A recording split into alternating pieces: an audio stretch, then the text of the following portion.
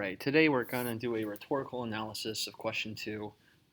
Just going to start by reading the prompt. In the following letter, Abigail Adams, 1744 to 1818, writes to her son, John Quincy Adams, who is traveling abroad with his father, John Adams, a United States diplomat, and later the country's second president. Read the letter carefully, then, in a well-developed essay, analyze the rhetorical strategies Adams uses to advise her son.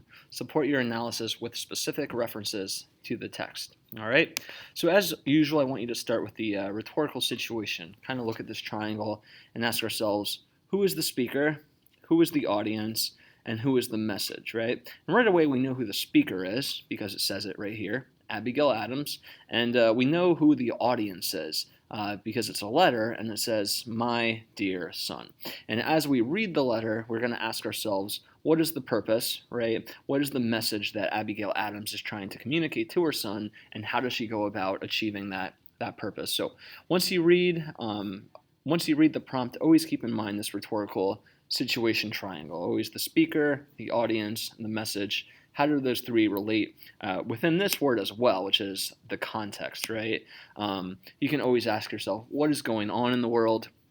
If you know a little bit of U.S. history, you know that John Quincy Adams eventually does become president, that his father becomes president as well. So Abigail Adams is definitely a higher up somebody at this time. All right, so let's check out the letter, and we'll ask some questions as I go here. You can answer those through Edpuzzle.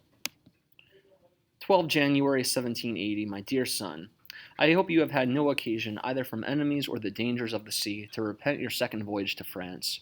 If I had thought your reluctance arose from proper deliberation, or that you were capable of judging what was most for your own benefit, I should not have urged you to accompany your father and brother when you appeared so averse to the voyage. You, however, readily submitted to my advice, and I hope will never have occasion yourself, nor give me reason to lament it.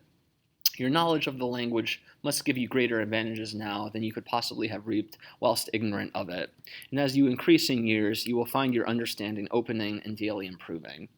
Some author that I have met with compares a judicious traveler to a river that increases its streams the further it flows from its source, or to certain springs which, running through rich veins of minerals, improve their qualities as they pass along.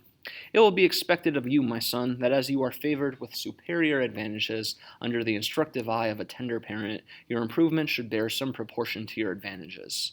Nothing is wanting with you but attention, diligence, and steady application. Nature has not been deficient. These are times in which a genius would wish to live. It is not in the still calm of life or the repose of a pacific station that great characters are formed. Would Cicero have shown so distinguished an orator if he had not been roused, kindled, and inflamed by the tyranny of Catiline, Varus, and Mark Antony? The habits of a vigorous mind are formed in contending with difficulties. All history will convince you of this, and that wisdom and penetration are the fruit of experience, not the lessons of retirement and leisure. Great necessities call our great virtues. When the mind is raised and animated by scenes that engage the heart, then those qualities which would otherwise lie dormant wake into life and form the character of the hero and the statesman. War, tyranny, and desolation are the scourges of the Almighty, and ought no doubt to be deprecated. Yet it is your lot, my son, to be an eyewitness of these calamities in your own native land, and at the same time to owe your existence among a people who have made a glorious defense of their invaded liberties, and who, aided by a generous and powerful ally, with the blessing of heaven, will transmit this inheritance to ages yet unborn. Nor ought it to be one the least of your incitements toward exerting every power and faculty of your mind, that you have a parent who has taken so large and active a share in this contest, and discharged the trust reposed to him with so much satisfaction as to be honored with the important embassy which at present calls him abroad.